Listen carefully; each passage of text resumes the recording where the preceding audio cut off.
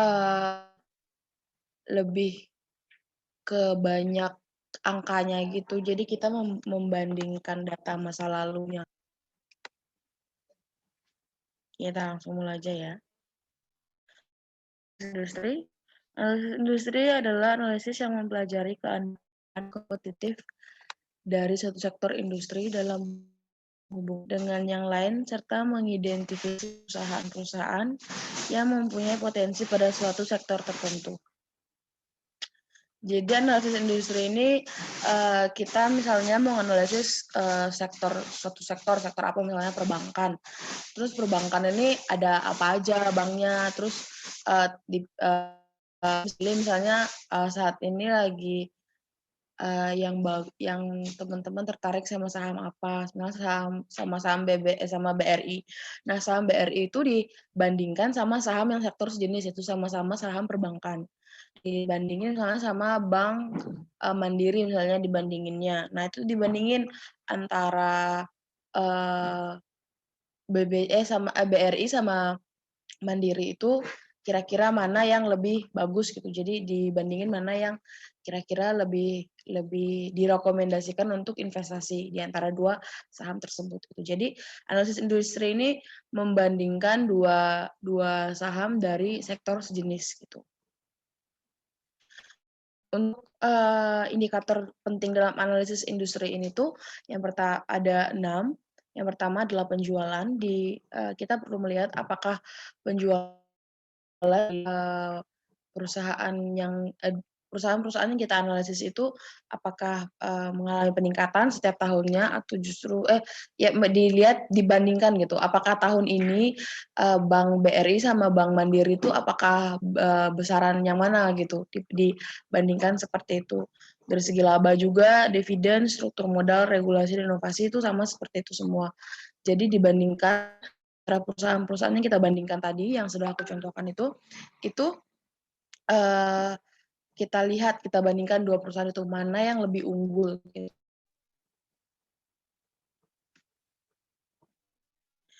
Ini langkah-langkah dalam analisis industri. Ada yang pertama ada mengidentifikasi tahap kehidupan produk, yang kedua mengidentifikasi perekonomian makro, yang ketiga melakukan analisa kualitatif, yang keempat berekspektasi tentang bagaimana prospek suatu industri di masa yang akan datang. Ini kita akan bahas satu persatu. Mengidentifikasi tahap kehidupan produk ini tahap ini dilakukan dengan mengenali apakah industri tersebut pada tahap pertumbuhan, pendewasaan atau penurunan. Jadi tiap tahap itu memberikan DPR yang berbeda-beda. DPR itu adalah dividend payout ratio. Jadi kemampuan suatu perusahaan untuk membayarkan dividen gitu. Nah, kita lihat lagi tahap kita cari tahu dulu nih ini perusahaannya di industri ini tuh dalam tahap apa gitu.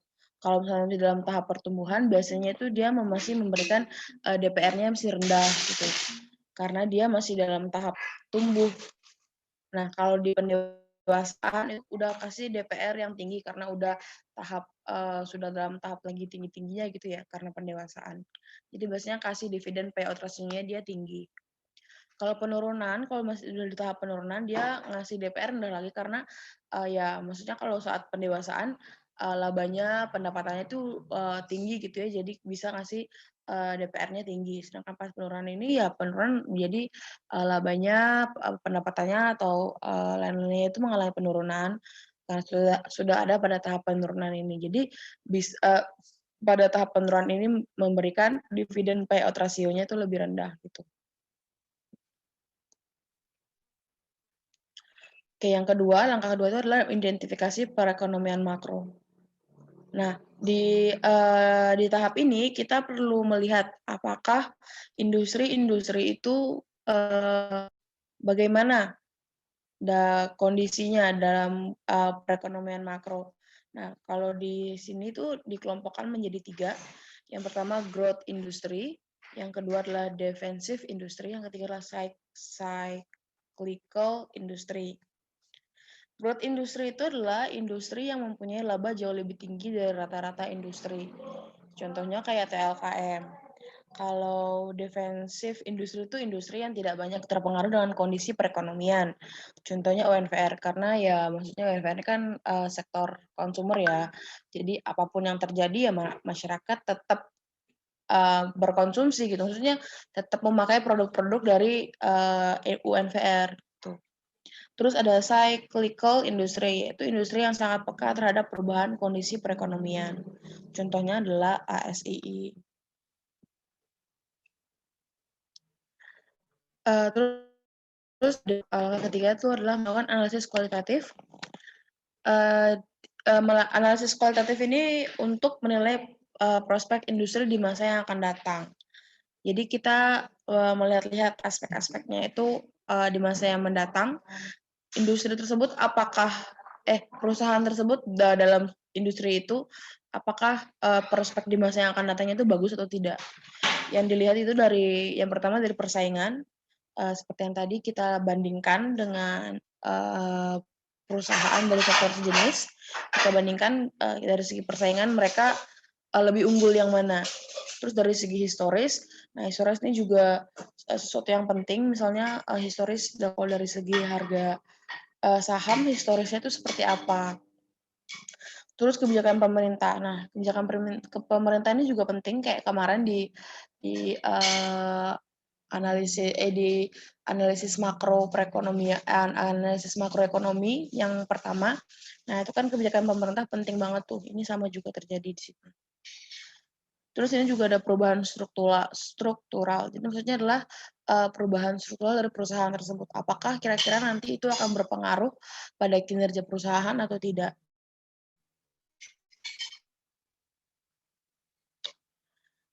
Terus berikutnya adalah ekspektasi bagaimana prospek suatu industri di masa yang akan datang.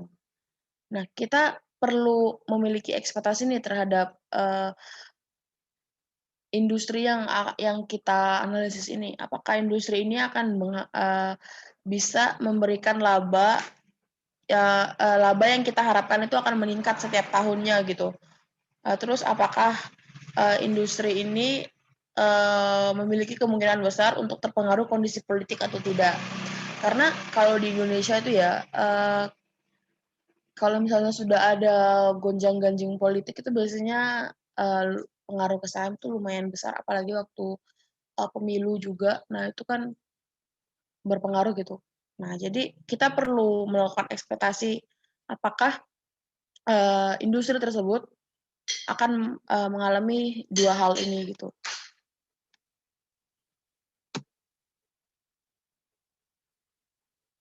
Oke, kita lanjut ke analisis perusahaan. Nah, analisis perusahaan ini tuh dia lebih lebih banyak hitungannya ya. Tapi kalau misalnya tidak mau menghitung juga nggak masalah. Cuman emang ini di sini kita lebih banyak rumus. Jadi analisis perusahaan itu menggunakan rasio laporan keuangan. Analisis rasio laporan keuangan itu dilakukan dengan menganalisis masing-masing pos yang terdapat dalam laporan keuangan dalam bentuk rasio posisi keuangan dengan tujuan agar dapat memaksimalkan kinerja perusahaan untuk masa yang akan datang. Nah, kalau di analisis perusahaan ini, kita perlu menganalisis data masa lampaunya. Kalau tadi di analisis industri, kita menganalisis dua saham yang berbeda, tapi dalam satu sektor. Kalau analisis perusahaan ini, kita menganalisis laporan keuangan tiap tahunnya. Jadi, 5 tahun terakhir itu pertumbuhan dari perusahaan ini tuh seperti apa? Apakah menunjukkan peningkatan yang baik ataukah justru menurun gitu. Nah, kalau di analisis rasio laporan keuangan ini ada 3 jenis rasio. Yang pertama itu ada rasio likuiditas. Rasio likuiditas adalah rasio untuk mengukur kemampuan perusahaan untuk memenuhi kemampuan finansialnya dalam jangka pendek. Jadi ya rasio likuiditas ini lihat gimana perusahaan ini bisa menghasilkan bisa memenuhi keuangannya dalam waktu yang dekat gitu. Jadi dalam jangka pendek. Kalau rasio probabilitas adalah rasio untuk mengukur seberapa besar kemampuan perusahaan memperoleh laba dalam hubungannya dengan nilai penjualan, aktiva, dan modal sendiri. Nah, namanya juga rasio profit ya, keuntungan. Jadi, kemampuan perusahaan untuk memperoleh keuntungan itu, gitu. Jadi kalau misalnya suatu perusahaan labanya tiap tahun itu, nggak stabil, nah kita perlu menganalisis lebih dalam lagi tuh tentang apakah perusahaan tersebut emang pantas untuk diinvestasikan atau tidak gitu. Terus ada rasio solvabilitas, rasio untuk mengukur seberapa besar kemampuan perusahaan memenuhi semua kewajiban finansial jangka panjangnya. Nah, ini rasio solvabilitas juga sangat perlu diperhatikan karena kalau misalnya suatu perusahaan itu apa kewajibannya atau hutangnya lebih besar daripada aset yang dia miliki, nah itu perlu perlu Perlu kita jadikan warning untuk diri kita ya, bahwa ini perusahaan ini hutangnya lebih gede daripada asetnya. Oh, ini nggak baik gitu. Itu tidak sehat. Jadi kita perlu melakukan, menganalisis rasio solvabilitas ini. Terus rasio aktivitas, rasio yang mengukur seberapa efektif perusahaan dalam memanfaatkan sumber daya yang dimilikinya. Rasio aktivitas ini, kayak produktivitasnya bagaimana? Apakah perusahaan tersebut bagus untuk segi produksinya atau, bagaimana? Nah, itu kita perlu juga untuk mengetahuinya. Terus ada rasio pasar. Rasio pasar adalah menunjukkan informasi penting dari perusahaan yang diungkapkan dalam bentuk kinerja saham. Nah, kalau rasio pasar ini lebih mengarah pada bagaimana kondisi pasar saat ini gitu. Apakah, saham tersebut dikategorikan murah atau mahal dengan saham lainnya itu dilihat di rasio pasar. Karena kan pasar setiap saat itu pasti ada perubahan gitu kan. Jadi kita perlu menganalisis rasio pasar ini apakah saat ini untuk saham dari perusahaan ini tuh sahamnya masih bagus untuk diinvestasikan atau tidak gitu.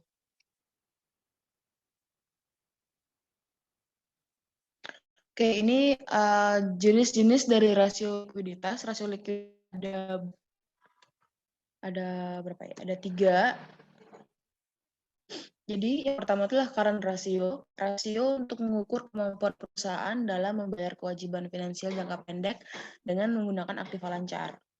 Nah, di sini ada rumusnya. Jadi kalau misalnya mau menghitung current ratio atau menghitung semua rasio-rasio yang 5 tadi ini, itu tuh pakai rumus. Jadi semuanya ada rumusnya. Nah, nyari nilai dari rumusnya itu gimana? Caranya dari laporan keuangan.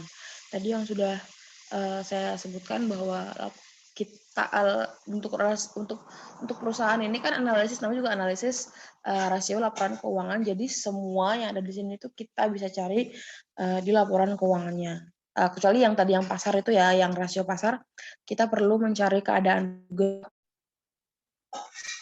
untuk saat ini gitu. Oke, balik ke current ratio. Current ratio itu dapat dicari dengan aktiva lancar dibagi sama hutang lancar dikali 100%. Terus yang kedua itu adalah cash ratio. Rasio untuk mengukur kemampuan perusahaan dalam membayar kewajiban finansial jangka pendek dengan menggunakan kas yang tersedia. Atau juga dari surat berharga atau efek jangka pendek. Dan untuk cari kas rasio itu caranya itu kas ditambah sama efek dibagi hutang lancar baru dikali 100%. Jadi ini semua itu dalam bentuk persenan ya. Kalau ada kali-kali 100% ini berarti dalam bentuk persentase. Terus yang ketiga adalah quick ratio atau rasio. Itu rasio untuk mengukur kemampuan perusahaan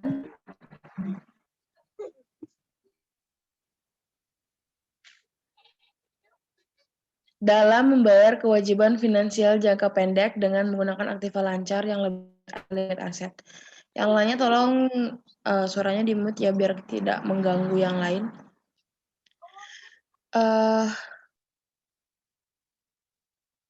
Imam tolong itu. Oke, thank you. Oke, Oke, saya ulang ya, sorry. Quick rasio atau exit test ratio adalah rasio untuk mengukur perusahaan dalam membayar kewajiban finansial jangka pendek dengan menggunakan aktiva lancar yang lebih liquid atau liquid asset. Jadi, rumusnya itu adalah kas ditambah sama efek, ditambah sama piutang, dibagi hutang lancar dikali 100%. Nah, ini perlu catatan nih, kalau misalnya pas ngitung rasio likuiditas ini, nilai idealnya itu adalah minimal itu 150%. Semakin besar nilainya, itu semakin baik. Berarti itu mengindikasikan bahwa perusahaan itu dalam kondisi sehat. Jadi ketika kita menganalisis terus ternyata hasilnya itu lebih besar dari 150, berarti itu mengindikasikan bahwa perusahaan tersebut dalam kondisi yang sehat. Semakin besar semakin baik kalau untuk likuiditas ini. Oke, untuk yang kedua adalah rasio rentabilitas atau profitabilitas rasio. Yang pertama itu adalah gross profit margin, rasio untuk mengukur kemampuan perusahaan dalam mendapatkan laba kotor dari penjualan. Untuk ngitungnya itu yang pertama tuh penjualan neto dikurang sama HPP dibagi penjualan neto dikali 100%. Silakan absensi juga ya teman-teman. Sambil didengarkan, sambil absensi. Terus yang kedua adalah operating income ratio. Rasio untuk mengukur kemampuan perusahaan dalam mendapatkan laba operasi sebelum bunga dan pajak dari penjualan. Rumusnya itu penjualan neto dikurang HPP dikurang biaya administrasi dan umum atau EBIT terus penjualan neto dikali 100%. Ini kalau mungkin yang anak-anak di luar ekonomi bakal bingung kayaknya nih sama istilah-istilahnya. Tapi nanti kalau misalnya teman-teman buka di laporan keuangan, itu bakal ada semua kok, jelas banget. Nanti dragnya bakal kebentuk. Yang ketiga itu adalah net profit margin, rasio untuk mengukur kemampuan perusahaan dalam mendapatkan laba bersih dari penjualan. Caranya itu laba bersih setelah pajak atau EAT dibagi penjualan neto dikali 100%.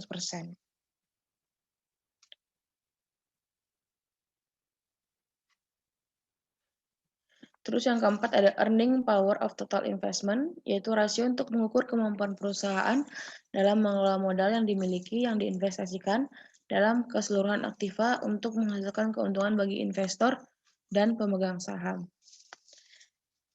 Rumusnya tuh gampang, cuman EBIT dibagi sama jumlah aktiva dikali 100%.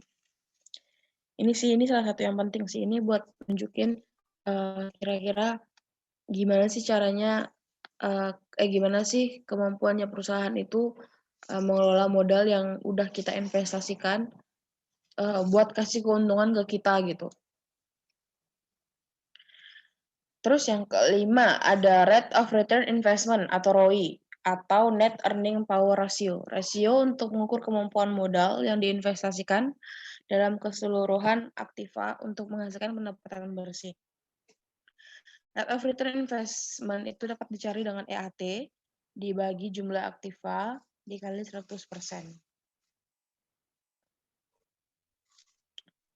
Terus ini ada ROE atau return of equity, rasio untuk mengukur kemampuan equity untuk menghasilkan pendapatan bersih. Nah, biasanya nih yang dipakai buat analisis itu memang kebanyakan ada di ROE ini sama nanti ada lagi. Nah, ini biasanya paling banyak sih, ada beberapa. Tapi kalau misalnya mau nganalisis semua itu nggak apa-apa.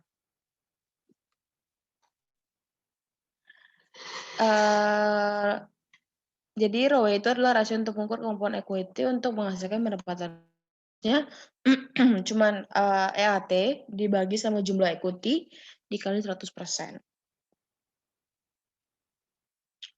Terus ada rasio solvabilitas atau solvability ratio.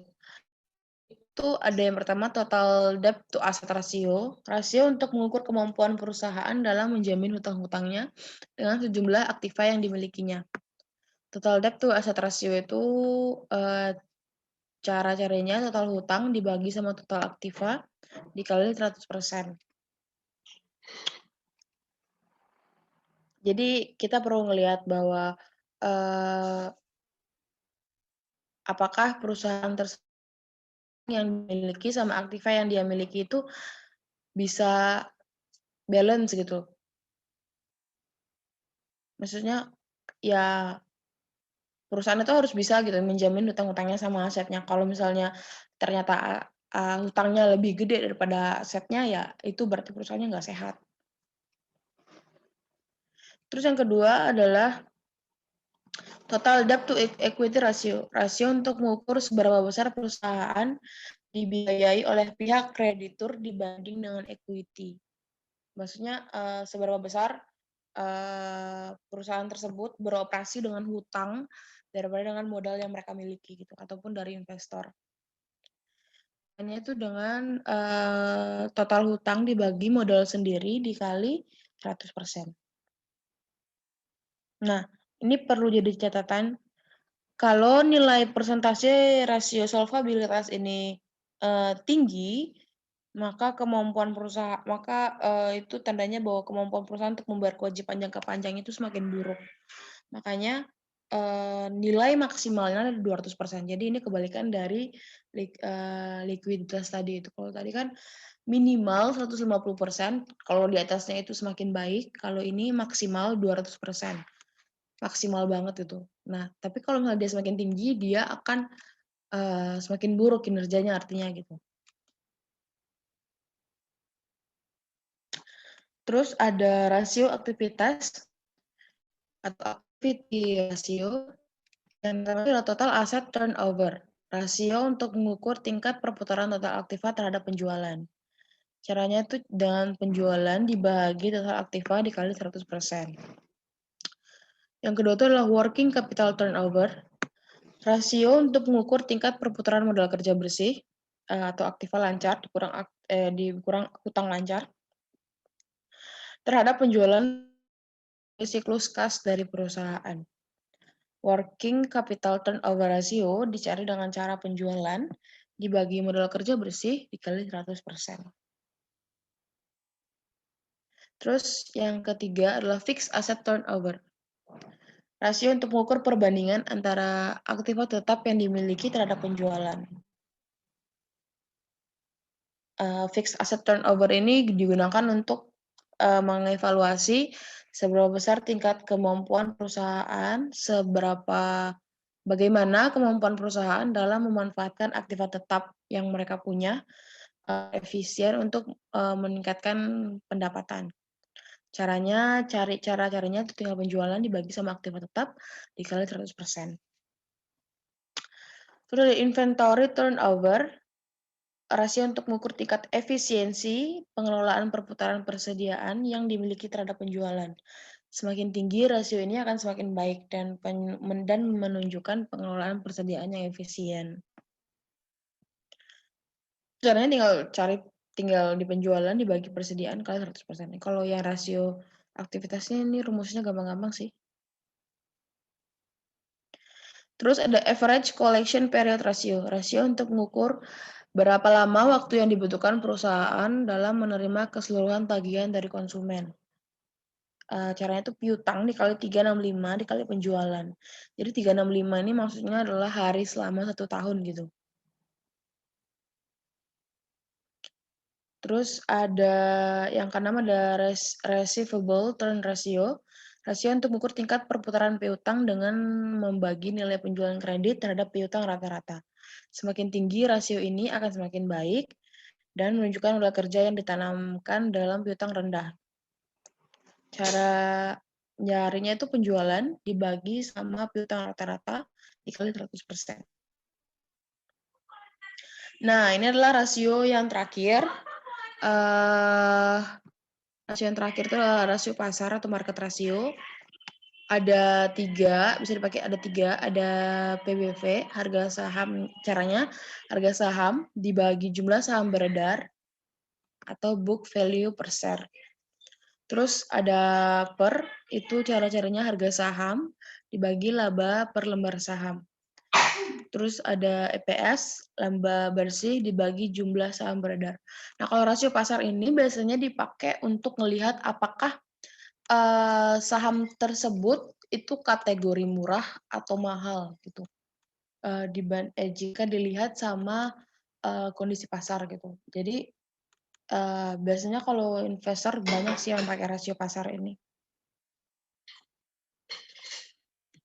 Oke, ini contohnya biar tadi nggak ngebayangin aja itu rumus-rumusnya tuh pakai apa gitu. Ini contohnya, ini untuk ngitung PBV tadi dari rasio pasar.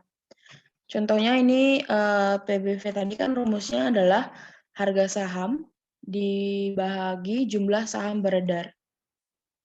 Nah, ini teman bisa lihat yang ini yang di lingkaran hijau ini yang 116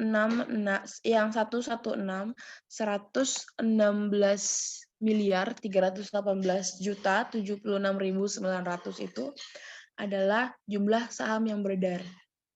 Terus yang ini jumlah ekuitas atau total equity yang terakhir ini 358.253 itu adalah total ekuitasnya. Nah, total ekuitas ini dipakai buat apa? Jadi total ekuitas ini dipakai buat ngitung book value-nya. Jadi book value itu didapat dari jumlah ekuitas, total ekuitas dibagi sama jumlah saham yang beredar. Nah, tadi kan rumusnya harga saham dibagi sama book value. Harga sahamnya kita cari lagi. Nah, kalau dicontohin itu ini dari harga sahamnya itu yang dipakai adalah di periode terakhir. Jadi pokoknya yang di paling akhir dari tahun tersebut. Misalnya mau analisis yang 2018 berarti yang di akhir banget di 2018. Tapi kalau misalnya mau analisis yang di 2019, 2020 itu sama di akhir banget dari tahun 2000 dari tahun tersebut. Nah, di sini kalau contohnya itu 2018, harganya itu yang dilihat dari close-nya. Harga close-nya, harga saham itu yang dipakai adalah harga close. Ini harga close dibagi sama hasil pembagian jumlah ekuitas dibagi jumlah saham beredar. Nah, tadi ini. Jumlah saham yang beredar dibagi ini, kemudian hasilnya tersebut ini harga sahamnya dibagi sama tadi hasil pembagiannya. Jadinya dapatnya itulah 12,204 kali.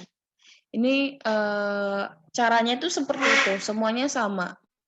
Tinggal nyari aja nih, misalnya kayak ini fixed asset turnover, penjualannya berapa, tinggal cari di laporan keuangannya, terus dibagi sama aktiva tetapnya, terus dikali 100. Nah, terus kita analisis lagi, dilihat dari besar kecilnya rasio tersebut, bagaimana. Oke, untuk materinya sudah sekian.